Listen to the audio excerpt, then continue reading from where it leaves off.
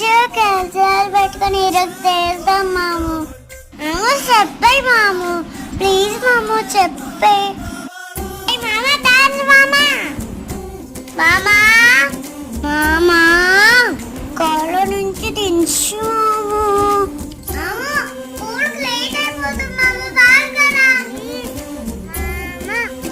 గుర్రం చల్లాకి గుర్జు మాము రంగులు అయ్యా నన్ను ఆచి తీసుకెళ్ళవా మాము? నేను అట్టే బొంగ పెట్టుకున్నా.